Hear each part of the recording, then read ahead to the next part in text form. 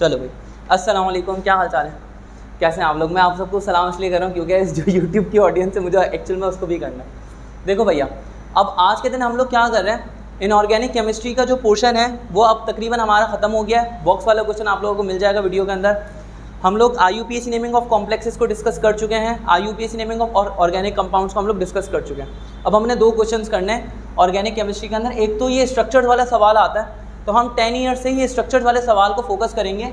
2022 के अंदर, पता नहीं कहाँ, 2022 के अंदर सेक्शन सी के अंदर जो सवाल आए हैं वो, और 2022 से लेकर 2012 तक जितने भी सवाल होंगे हम सारे डिस्कस करेंगे, इन स्ट्रक्चर्स को सॉल्व करेंगे। ये 5 नंबर का सवाल आ सकता है, अगर सेक्शन सी के अंदर आएगा तो 5 नंबर का या 4 नंबर का पार्ट बन के आ सकता है। जैसे कि मान लो आपके पास एक क्वेश्चन दिया हुआ है, आपके पास एक लॉन्ग का क्वेश्चन है, उस लॉन्ग के क्वेश्चन के साथ में कोई से 3 या 4 स्ट्रक्चर्स आपको अटैच कर दिए, तो ये ऐसा सवाल बन सकता है। या फिर ये शॉर्ट में आ सकता है 4 नंबर का सवाल, ठीक है। अब देखो यहाँ पे सवाल है हमारे पास, draw the structures of the following. हमें इन सब के स्ट्रक्चर्स लिखने हैं, जिसके मुझे डाउटफुल हो रहा था मैंने देख के पहले से लिख लिए हैं, सही ना। जैसे लाइसिन का स्ट्रक्चर है, ये थोड़ा मुश्किल है। ये हमारे पास लाइसिन जो है वो एक अमाइनो एसिड है, ये आपको चैप्टर नंबर 10 के अंदर मिलेगा। इसका फॉर्मूला है COOH, साथ में लिखा हुआ है CH के साथ में NH2 आ गया, फिर CH2 3 मरतबा, और फिर साथ में आखिर में क्या आ गया, NH2। ये एज इट इज़ याद करना है आपको स्ट्रक्चर, इसके अलावा आपके पास और कोई ऑप्शन नहीं है। ये एक अमाइनो एसिड है, ठीक है। निकोटीन अमाइड की शॉर्ट ट्रिक मैं आपको समझा सकता हूँ। निकोटीन अमाइड के अंदर हम किस तरह से करेंगे। अमाइड का फॉर्मूला समझो। अमाइड क्या चीज़ है, अमाइड बेसिकली एक फंक्शनल ग्रुप का नाम है, मतलब एक तरीके का फंक्शनल ग्रुप है ये, कि कार्बोनाइल ग्रुप होगा, C double bond with O, carbonyl group होगा, और कार्बोनाइल ग्रुप के साथ में क्या लगा होगा, NH2, तो ये कहलाता है अमाइड। अब अमाइड के साथ में आपने निकोटीन जोड़ देना। अब निकोटीन का स्ट्रक्चर आप कैसे याद रखोगे कि हमारे पास बेंजीन रिंग है, लेकिन ये बेंजीन रिंग एक तरीके से बेंजीन रिंग नहीं है क्योंकि हेट्रोसाइक्लिक कंपाउंड है। यहाँ पे इधर कार्बन के बजाय ना क्या आ जाएगा, नाइट्रोजन, सही है। बाकी बेंजीन की तरह से ही आप ये समझ लो ट्रिपल बॉन्ड्स हैं, ऑल्टरनेट डबल बॉन्ड्स हैं, यहाँ पे 3 ऑल्टरनेट डबल बॉन्ड्स है, बस यहाँ पे नाइट्रोजन है। साथ में यहाँ पे क्या लग जाएगा, किसी भी एक पोजीशन पे आपने अमाइड ग्रुप जोड़ देना। जैसे यहाँ पे कार्बन का डबल बॉन्ड ऑक्सीजन के साथ में आ गया NH2 ग्रुप, ये कहलाएगा निकोटीन अमाइड। सही है, आसान है, कोई टेंशन नहीं है। इसी तरह से निकोटीनिक एसिड है। निकोटीनिक एसिड में आप ये समझ लो कि हमने निकोटीन के लिए सबसे पहले तो ये रिंग बना लिया, सही ना। बेंजीन की तरह का से रिंग है हमारा, हेट्रोसाइक्लिक कंपाउंड है, एक कार्बन की जगह नाइट्रोजन आएगा, बस। ये हमारे पास निकोटीन आ गया। अगर सिर्फ आपको कहें निकोटीन ड्रॉ करो, निकोटीन के लिए सिर्फ इतना ही ड्रॉ करेंगे, इससे ज़्यादा ड्रॉ नहीं करेंगे। लेकिन निकोटीनिक एसिड बोले तो एसिड, कार्बोक्सिलिक एसिड से आया ये वाला फंक्शनल ग्रुप क्या होगा, COOH, है ना। कार्बोक्सिलिक एसिड के लिए फंक्शनल ग्रुप है COOH। आप यहाँ पे लगा दो C double bond with O, साथ में क्या लगा दोगे, OH, तो ये निकोटीनिक एसिड हो गया, कोई मुश्किल नहीं है। अब आते हैं ज़रा, एक यहाँ पे एस्पार्टिक एसिड है, ये भी एक अमाइनो एसिड है, एस्पार्टिक एसिड। इसका भी स्ट्रक्चर आपको याद करना है। देखो यहाँ पे COOH ग्रुप 2 मरतबा है, और साथ में बीच में CH2 ग्रुप मौजूद है, और उसके साथ में एक अमाइन ग्रुप मौजूद है। ये वाला है एक एसिडिक अमाइनो एसिड, और ये क्या है, एक basic amino acid. Basic amino acid में NH2 ग्रुप ज़्यादा होता है, और एसिडिक अमाइनो एसिड में COOH ग्रुप ज़्यादा होता है। तो अगर आपको अमाइनो एसिड की क्लासिफिकेशन जब आप याद करोगे या कर ली होगी अगर, तो उस टाइम पे आप एसिडिक, बेसिक और न्यूट्रल अमाइनो एसिड के अंदर इसको याद कर सकते हो, लाइसिन को और एस्पार्टिक एसिड को। अब आते हैं ज़रा डाइविनाइल एसिटाइलिन की बात करते हैं। डाइविनाइल एसिटाइलिन का स्ट्रक्चर बड़े ध्यान से समझना। देखो लड़की यहाँ पे फोकस करो, यहाँ पे एसिटाइलिन का मतलब ये क्या होता है, एसिटाइलिन किस चीज़ को कहा जाता है, इथाइलिन, इथाइन को कहा जाता है ना, एसिटाइलिन कहा जाता है इथाइन को। तो इथाइन के अंदर फॉर्मूला क्या होता है, C triple bond with C। अब यहाँ पे क्या मौजूद होते हैं, 2 हाइड्रोजन मौजूद होते हैं। यहाँ पे दोनों हाइड्रोजन को रिप्लेस कर दोगे तो दोनों कार्बन की एक एक वैलेंसी क्या हो जाएगी, खाली हो जाएगी। आप यहाँ पे लगा दो एक C2H5 ग्रुप, और यहाँ पे भी क्या लगा दो, एक C2H5 ग्रुप, तो ये कंपाउंड कहलाता है डाइविनाइल एसिटाइलिन। यहाँ तक क्लियर हो गया। अब आते हैं हाइड्रोक्विनोन की बात करते हैं। किस चीज़ की बात करेंगे भैया, हाइड्रोक्विनोन। हाइड्रोक्विनोन जो है ये फिनॉल का एक मतलब आप समझ लो कंपाउंड है। आपने क्लासिफिकेशन ऑफ फिनॉल्स के अंदर इसको पढ़ा होगा, डाइहाइड्रिक फिनॉल्स के अंदर, कि हमारे पास फिनॉल रिंग आएगा, फिनॉल के अंदर फर्स्ट पोजीशन पर OH ग्रुप होगा, और कौन सी पोजीशन पर, 4th पोजीशन पर एक और OH ग्रुप होगा, तो ये कहलाएगा हाइड्रोक्विनोन।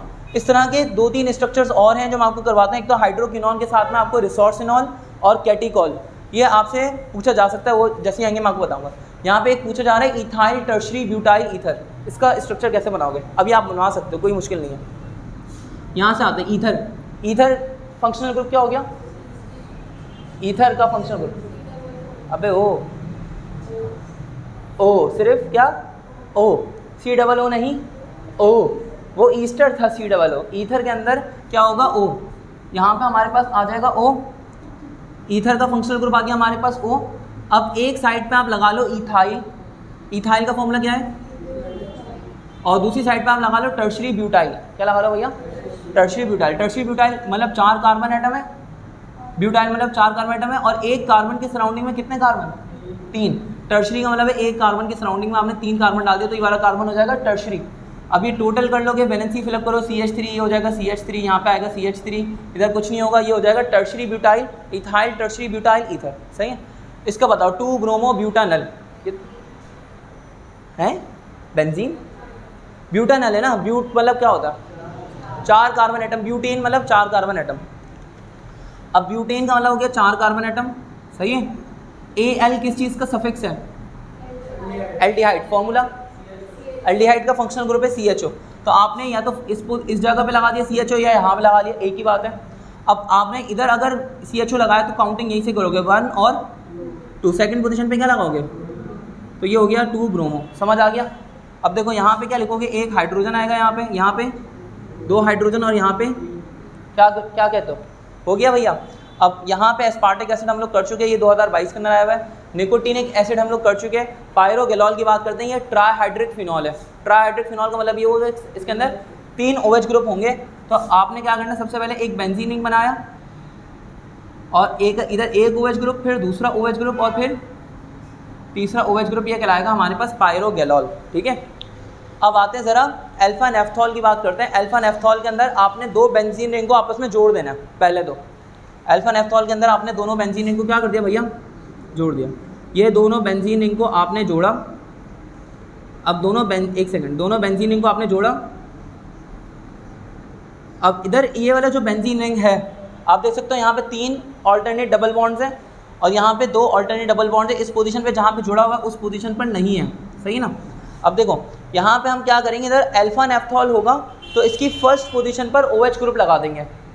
इसकी फर्स्ट पोजीशन पे हम क्या लगाएंगे, OH, तो ये बन जाएगा अल्फा नेफ्थॉल। ठीक है। अगर तो बीटा नेफ्थॉल होता तो हम फर्स्ट पोजीशन की बजाय कहाँ पे लगाते हैं, सेकंड पोजीशन पे लगाते बीटा नेफ्थॉल। अल्फा नेफ्थॉल और बीटा नेफ्थॉल ऐसे याद रखना है। आइसोब्यूटारिक एसिड, आइसोब्यूटारिक एसिड के बारे में बात करते हैं। आइसोब्यूटारिक एसिड बच्चों कैसे करना है देखना, मुझे बताना है। ये आगे आ रहे हैं क्या, थोड़ा सा आ रहे ना। आइसोब्यूटारिक एसिड की बात करते हैं। देखो ब्यूट का मतलब कितने कार्बन, 4 कार्बन हमने ड्रॉ करने हैं। आइसो का मतलब है कि हमने ब्रांच में ड्रॉ करना है, सीधे नहीं ड्रॉ करना है। सेकंड पोजीशन पे ब्रांच लगा दो, 4 कार्बन है, सेकंड पोजीशन पे ब्रांच लगा लो, 1 2, दूसरे नंबर पे एक ब्रांच लगा दिया आपने कार्बन एटम की, और 3 कार्बन, और ये कितना हो गया 4। नहीं आई बात समझ में।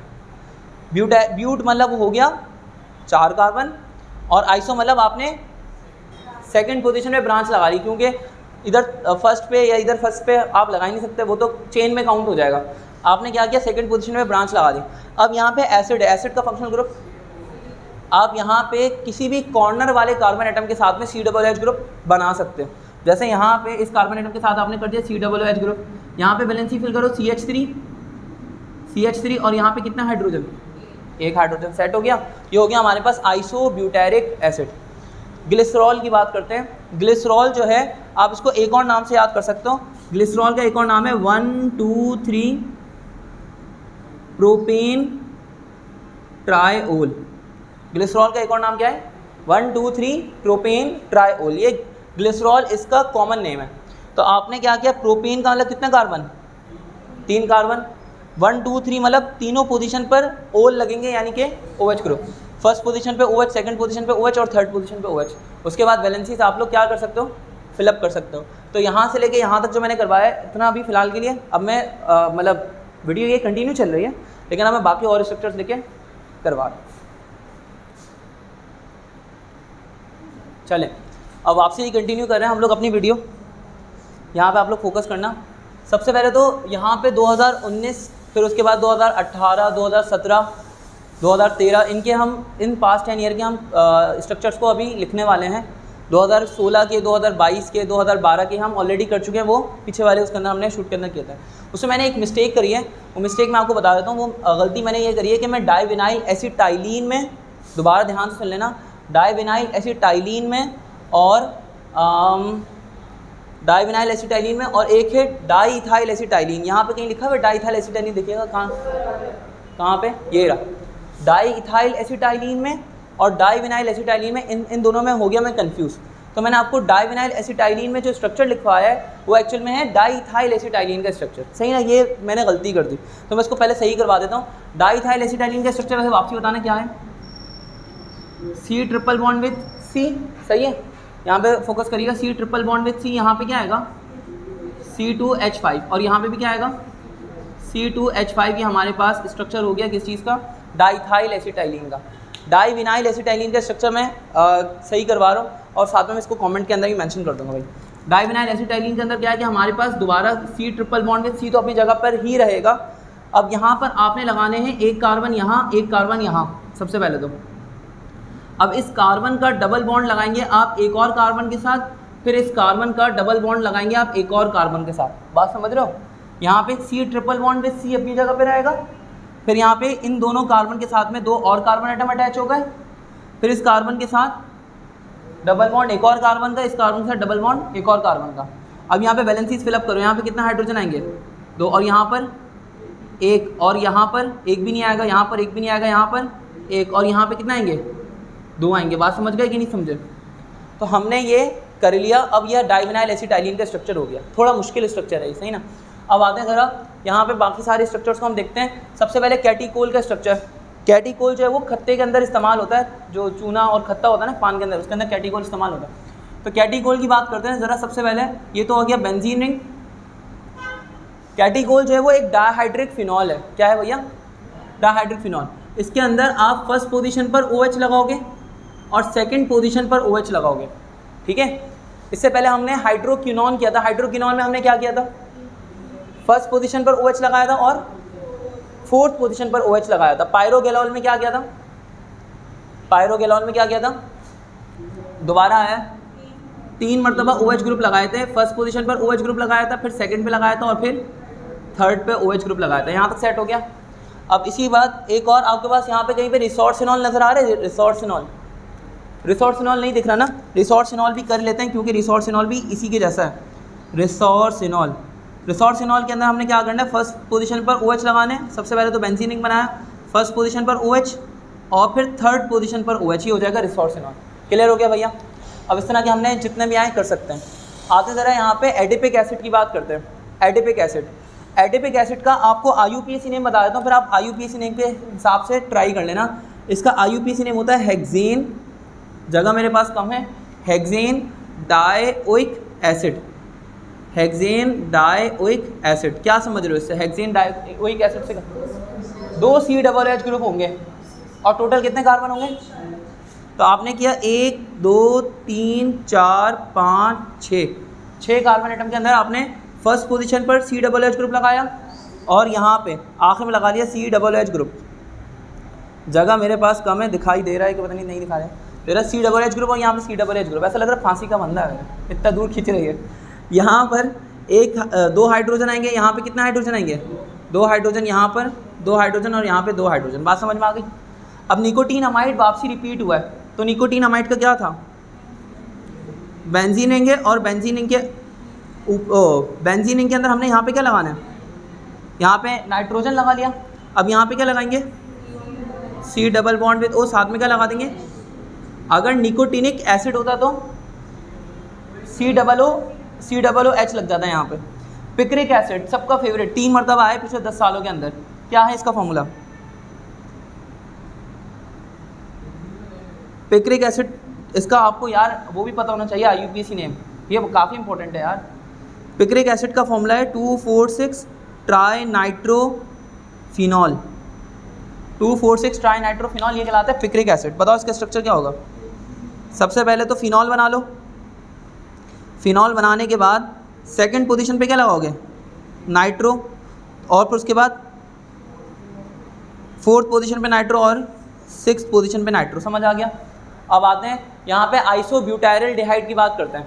देखो आप आइसोब्यूटाइरल से बताओ क्या समझ आ रहा है, 4 कार्बन है और एक ब्रांच में, तो आप क्या करो पहले तो 4 कार्बन एटम और एक ब्रांच में लगा लो, 1 2 3 और ये चौथा कार्बन, एक कार्बन आपने लगा लिया ब्रांच में, एल्डिहाइड है तो क्या करोगे CHO। और इससे पहले हमने पढ़ा था वो था आइसोब्यूटेरिक एसिड, उसके अंदर क्या लगाते थे COOH, सारे स्ट्रक्चर सेम था। आइसोब्यूटेरिक एसिड में कार्बोक्सिलिक एसिड लगेगा COOH और एल्डिहाइड में क्या लगेगा CHO। यहाँ पे CHO लग गया, यहाँ पे क्या आएगा CH3, यहाँ पे CH और यहाँ पे क्या आएगा CH3। यहाँ तक समझ आ गया। अब टेरिफ्थिलिक एसिड, ये एक मुश्किल स्ट्रक्चर है, मैंने इससे पहले इसका कभी नहीं पढ़ा था, अभी गूगल किया मैंने इसको। टेरिफ्थिलिक एसिड, यहाँ पे आपने क्या करना, आसान सा स्ट्रक्चर है, मतलब नाम मुश्किल है स्ट्रक्चर आसान है। सबसे पहले बेंजीन रिंग बनाओ, बेंजीन रिंग बनाने के बाद आपने फर्स्ट पोजीशन पर लगाया COOH ग्रुप और फोर्थ पोजीशन पर लगाया COOH ग्रुप, ये कहलाएगा टेरिफ्थिलिक एसिड। ठीक है, यहाँ तक समझ में आया। आसान से स्ट्रक्चर, कोई मुश्किल स्ट्रक्चर नहीं है, नाम बड़ा अजीब सा बस। पैराक्रिसॉल, पैराक्रिसॉल का फॉर्मूला क्या होगा, इसका स्ट्रक्चर क्या होगा, नाम ये याद करने पड़ेंगे यार, तुम लोग ये बार बार प्रैक्टिस करो, नाम लिखो और बार बार प्रैक्टिस करो, तुम लोगों को याद हो जाएंगे। चंद दिन की बात है, चंद दिन तक याद रखने, पेपर्स तक याद रखना, उसके बाद बुला देना, सही ना। पैराक्रिसॉल का जो नाम है वो नाम है 4 मिथाइल फिनॉल, 4 मिथाइल फिनॉल। बताओ क्या होगा। सबसे पहले क्या बना लो, फिनॉल बना लो और उसके बाद फोर्थ पोजीशन 1 2 3 और फोर्थ पोजीशन पे क्या लगा लो CH3। बात समझ में आ गई। अब देखो यहाँ पे 2 स्ट्रक्चर्स हैं, एक तो है, लिख देता हूँ यहाँ पर 2 स्ट्रक्चर है, एक तो स्ट्रक्चर है वैलेरिक एसिड का, वैलेरिक एसिड, सही ना, वैलेरिक एसिड, ये वैलेरिक एसिड का स्ट्रक्चर हमने समझना है, ठीक है, वैलेरिक एसिड। और एक है कैप्रोइक एसिड, दोनों सेम है, वैलेरिक एसिड और कैप्रिक एसिड दोनों सेम है। फ़र्क क्या है, फ़र्क समझते हैं। वैलेरिक एसिड का फॉर्मूला, ये इसका IUPAC नेम होता है पेंटानोइक एसिड, क्या नाम होता है भैया इसका, पेंटानोइक एसिड। कैप्रोइक एसिड का नाम होता है हेक्सानोइक एसिड, क्या नाम होता है भैया, IUPAC नेम है हेक्सानोइक एसिड और पेंटानोइक एसिड। बताओ फॉर्मूला, 5 कार्बन, एक COOH ग्रुप और उसके बाद यहाँ पे CH2 ग्रुप, फिर CH2 ग्रुप, फिर CH3। बात समझ आ गई, आसान है मुश्किल है। आप लोगों के पेपर में, शाहजी का जो पेपर हुआ था उसके पेपर के अंदर आया था आइसोवैलेरिक एसिड, तो वो कैसे करेंगे, एक ब्रांच लगा देंगे सेकंड पोजीशन पे, और कोई टेंशन वाली बात है, कुछ भी नहीं है मुश्किल। कैप्रोइक एसिड की जगह आइसो कैप्रोइक एसिड आएगा तो एक ब्रांच लगा देना। यहाँ पे कैप्रोइक एसिड में कितने कार्बन है 6, 1 2 3 4 5 और 6। यहाँ पे क्या आएगा COOH, यहाँ पे CH2, यहाँ पे CH2, यहाँ पे CH2, यहाँ पे CH2 और यहाँ पे क्या आ गया, समझ आ गई। इसका बताओ, बीटा मिथाइल ब्यूटाइरल डिहाइड। अबे आसान है, पहले ब्यूटाइरल डिहाइड को देखो, कितने कार्बन, 4 कार्बन, 1 2 3 और 4, सही। अब अल्डिहाइड है तो यहाँ पे क्या लगेगा CHO। अब फंक्शनल ग्रुप के बराबर वाला कार्बन कहलाता है अल्फा कार्बन, अल्फा कार्बन के बराबर वाला। बीटा कार्बन पे क्या लगाओगे CH3, वैलेंसीज फिल करो CH2 CH और बोलो, इसमें भी मुश्किल है, बोलो, नहीं आसान है। अब आते हैं ज़रा इसकी बात करते हैं, 2 ब्रोमो 3 मिथाइल ब्यूट। अबे यार ये करवाना तो ऐसा है जैसे अपनी बेइज्जती करवाना, इतना तो आसान है यार, ये करो। क्या करेंगे, 4 कार्बन हमने ड्रॉ किया, उसके बाद CHO कर लेंगे क्योंकि ब्यूटानॉल है आगे, इधर क्या आएगा ब्रोमो आएगा और मिथाइल CH3, ये क्या हो जाएगा CH3 CH, सेट हो गया। न्यू पेंटाइल अल्कोहल, न्यू का मतलब क्या होता है, ऐसा कार्बन, सोचो तुम बता सकते हो यार, फिलअप हो किससे, ऐसा कार्बन जिसकी चारों वैलेंसीज फिलअप हो किससे, कार्बन से ही, तो वो कहलाता है न्यू कार्बन। एक कार्बन है, इस कार्बन की चारों वैलेंसीज कार्बन से ही फिल है, एक कार्बन इसके साथ दूसरा, तीसरा और चौथा कार्बन हो गया, तो ये हो जाएगा न्यू पेंटाइल।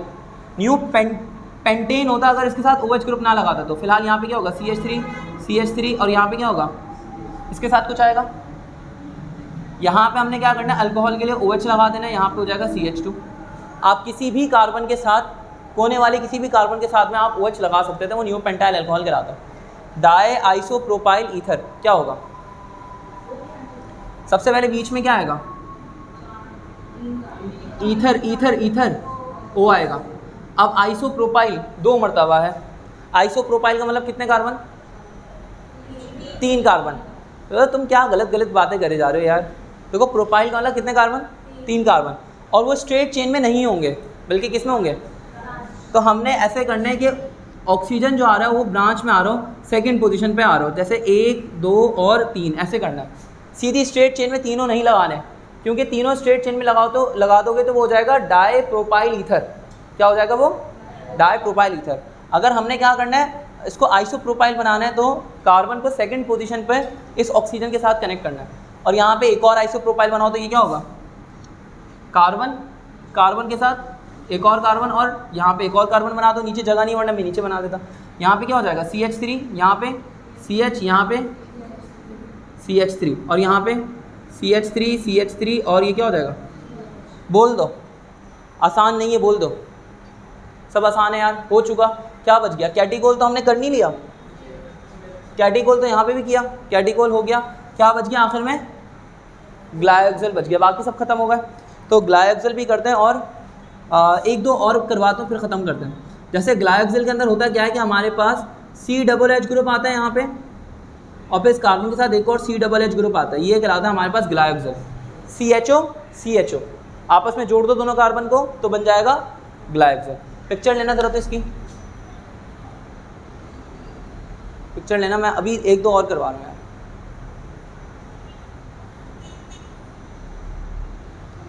ले लो यार, सही है, ले ली सबने, ले ली पिक्चर, ले ली। ये डस्टर देना यार, डस्टर देना। अब देखो, अब यहाँ पे हम लोग कर रहे हैं 2 और कर रहे हैं, बल्कि वो 2 आप लोग मुझे बताओ कि कैसे करना है। सही है, बहुत आसान है। सबसे पहला एक हमने करना है निकोटीन, सिर्फ निकोटीन आ जाए तो क्या करोगे, कहीं हाथ मुंह तो नहीं फूल जाएंगे तुम्हारे। और एक हमने करना है नेफ्थलीन, नेफ्थलीन अगर आ जाए तो, सही है ना। ये 2 हमने करने हैं। निकोटीन में क्या होगा, और बस यहाँ पे नाइट्रोजन लगा लिया, ये हो गया हमारे पास निकोटीन। नेफ्थलीन में क्या करना है, नेफ्थॉल पढ़ा था ना, नेफ्थॉल में क्या होता है, अल्फा नेफ्थॉल पढ़ा था, बीटा नेफ्थॉल पढ़ा था, क्या करा था उसमें, दो बेंजीन रिंग को आपस में क्या कर दिया था, जोड़ दिया था। तो ये हमने 2 बेंजीन रिंग को जोड़ दिया, ये हमने 2 बेंजीन रिंग को जोड़ा, सही है, यहाँ तक सेट है। अल्फा नेफ्थॉल में फर्स्ट पोजीशन पे क्या लगता है, और बीटा नेफ्थॉल में सेकंड पोजीशन पे OH, ठीक है। नेफ्थलीन में बस यही स्ट्रक्चर नेफ्थलीन का, समझ आ गया। तो आज के दिन हम लोगों ने सारे स्ट्रक्चर्स को कंप्लीट कर लिया है। अब हमारी इक्वेशंस रह गई हैं, ऑर्गेनिक केमिस्ट्री की इक्वेशंस रिवीजन के लिए, बाकी सब पर ख़त्म करते हैं। ओके, अल्लाह हाफ़िज़।